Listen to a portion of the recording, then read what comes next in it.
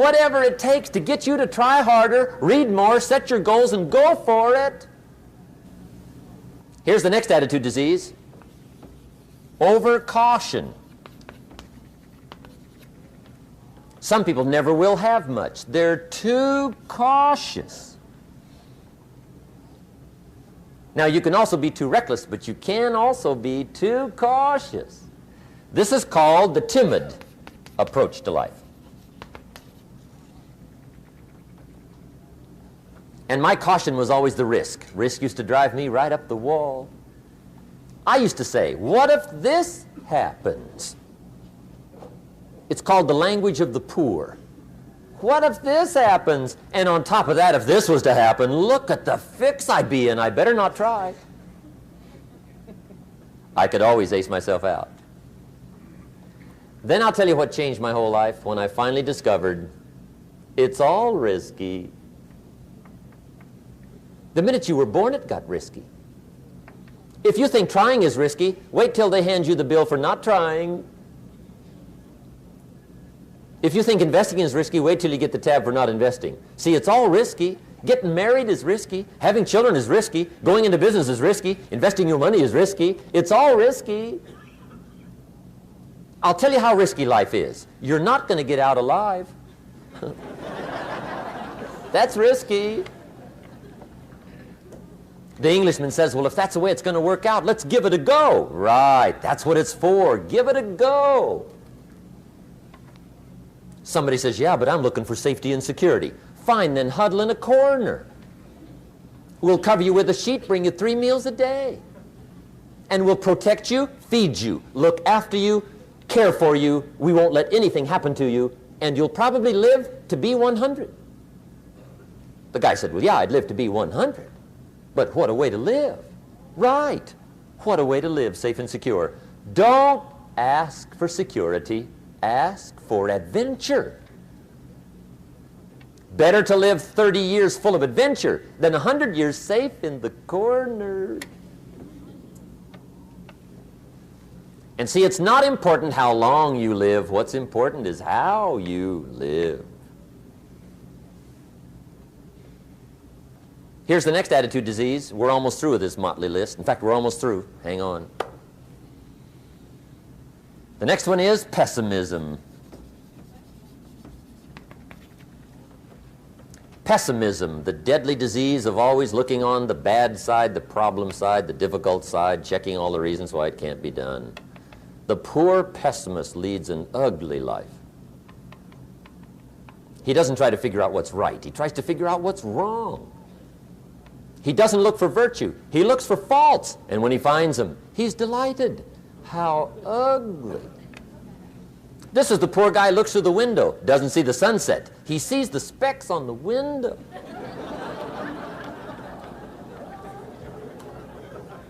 And this is the poor guy, right, who rushes up, takes such leave of his senses. This guy rushes up and he says, I've got 5 good reasons why it won't work.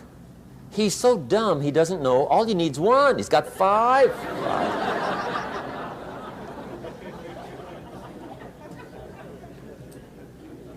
To the pessimist, the glass is always half empty. To the optimist, the glass is half full. Why would the same measure affect people 2 different ways? Answer, it all depends on how you look at it. Our lives are mostly affected by the way we think things are, not the way they are. The way we think they are affects us most. There's a subject we don't have time to get into tonight called better thinking habits.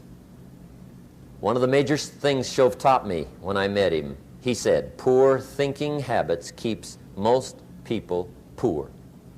Not poor working habits. Most people work hard, but they don't think hard.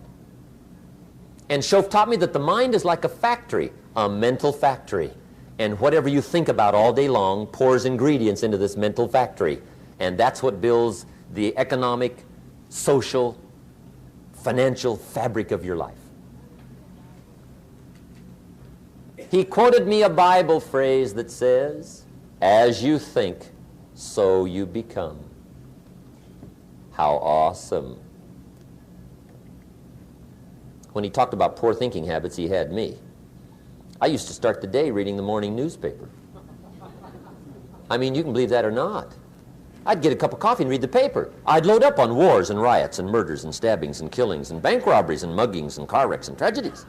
I'd even read the back pages. I seem to like that stuff for some weird reason. I'd load up on all that, and then I'd start the day. You can imagine the kind of days I used to have. You walk around on your financial knees.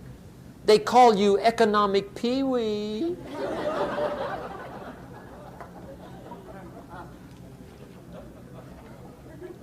The guy says, I want to be a great leader. Wonderful. The first thing we do is follow him to his house. When we get there, we walk in and check his library, number one. Somebody says, well, why check his library? The reason is because what a man reads pours massive ingredients into his mental factory, and the fabric of his life is built from those ingredients. You would not believe what some people have got in their house to read. You would not believe. One of the best dressed up words I know for a lot of it is trash. Can you imagine dumping a barrel of trash into this mental factory every day and coming out with a rich, dynamic, positive life? It can't be done. You might as well try making a cake with cement. The kids back in Danbury, Connecticut, high school, they're asking me questions one day. I'm talking to the kids. Kids got good questions these days. One of them said to me, Mr. Rohn, how do you build the good life? I said, it's simple. It's not easy, but it's simple. Here's how you build anything. Select the right ingredients, keep out the wrong ingredients, and it starts with thought. Everything starts with thought. So you must be wise and careful what you think about, because that starts everything. You got to be wise and careful. I asked the kids, what would happen if somebody dropped sugar in my coffee? They said, well, you'd be okay. I said, what if somebody dropped strychnine in my coffee? They said, well, you'd be dead. I said, correct. Lesson one, life is both sugar and strychnine. You gotta be careful. I said, what if my worst enemy drops in the sugar? They said, will you be okay? I said, what if my best friend, even by accident, drops in the strychnine? They said, well, you'd be dead. I said, correct. Lesson two, watch your coffee.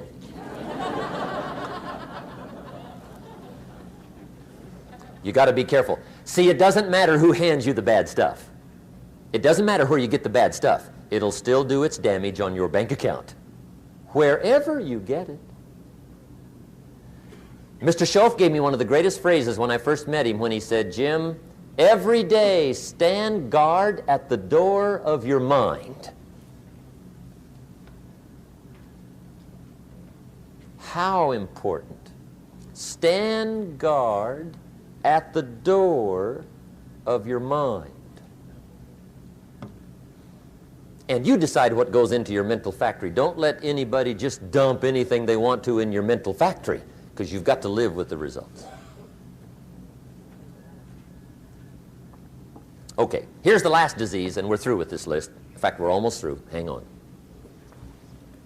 The last subject is very brief. The last disease, but this one is deadly. Engage in this one, indulge in it even slightly, and you might as well forget the future, because it's going to forget you. Complaining, crying, whining, griping, a Bible word called murmuring. See, that'll ace your future. Spend 5 minutes complaining, and you have wasted 5. And you may have begun what's known as economic cancer of the bone. Surely they will soon haul you off into a financial desert and there let you choke on the dust of your own regret. I hope I said that well, so you won't forget. It's a deadly disease.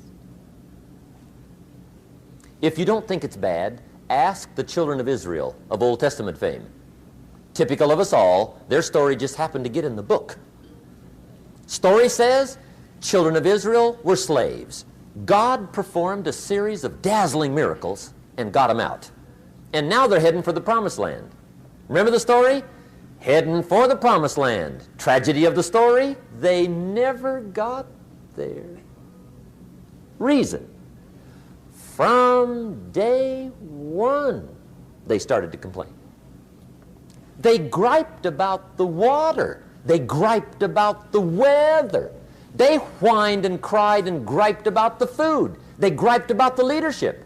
They whined and cried because it was too far, too cold, too hot, too difficult, too miserable. I mean, they whined and cried for years. Finally, God said, I've had it, trip canceled. Or something like that. The story says they died in the desert, never got to the promised land. Which I think means two things. Indulge in this long enough, you get your future canceled. And I guess it also means even God himself can only take so much.